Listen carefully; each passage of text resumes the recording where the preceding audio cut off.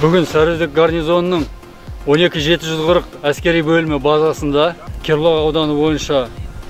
алғашқы әскери және технологиялық дайындық пәні мұғалімдеріне бір күндік оқу жиындарын ұйымдастырып жатыр. Бұл жиынның мақсаты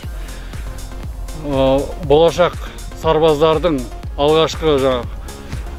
әскери әліппесін үйрететін алғашқы әскери дайындық пәнінің мұғалімдеріне әртүрлі методикалық сабақтар өткізу, оларға әскери патриоттық бағыттағы тәлім тәрбие беруде, нұсқаулар, бағыттар беруде, сонымен қатар оқу жаттығу полигонында атыс қаруларменен атыс жүргізу, саптық дайындықтарды соларды пысықтап, еске түсіріп, әдістемелік көмектер көрсетуде.